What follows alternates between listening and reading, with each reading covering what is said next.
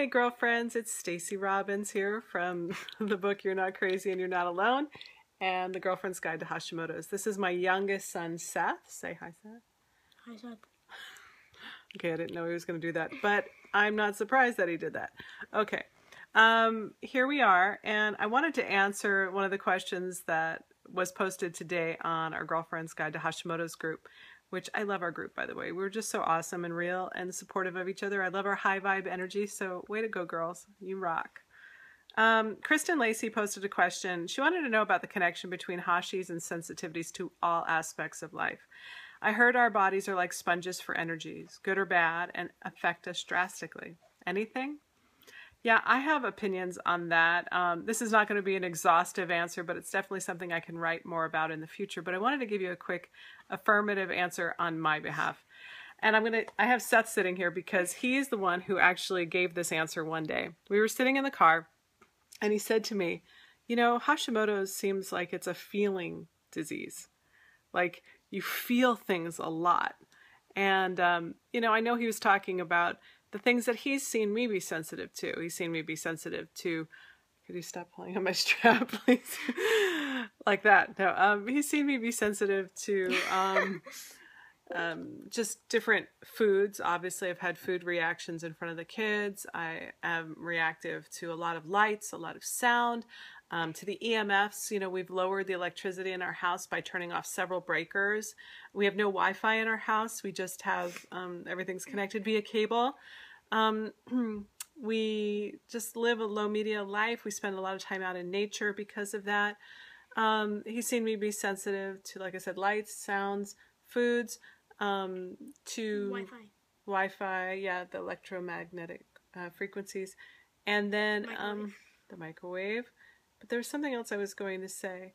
Just, I'm in general a very sensitive person to other people's energy. Being an intuitive and an empath kind of person, I really feel what other people are feeling. Not just the people who are in the room with me, but I can feel like what the universe is feeling sometimes. I can feel more affected by the moon. I can be more affected by Mercury in retrograde. Yeah, just different things. So what do you do with that without sounding like a woo-woo crazy person? Sorry, my husband told me to hold the thing sideways and now I'm like, my arm is hurting. So what do you do about that? How do you become how do you use that sensitivity to work on your behalf? Or how do you become less sensitive where it doesn't undo you? You know, some of the things that I've found for me is when I eat more pure foods and when I eat more cleanly, then I am less sensitive to reactions within myself and outside of myself. I seem to be able to hold my own space better.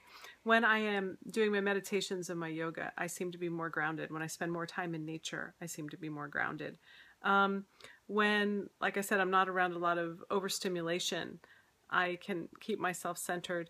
When I'm hydrated, that's really important. You know, Jack Kruse, who is this neuroscientist, and I quoted him in my book, but one of the things he talks about is that how we become more reactive to things like microwave and EMFs when we are less hydrated.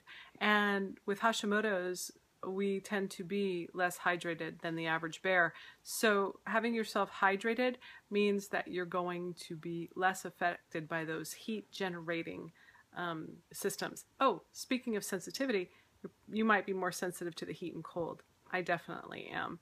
So, you know, I live either in the bathtub when we live in homes that have a bath and I can just make Epsom salt baths 2 or 3 times a day. I would do that.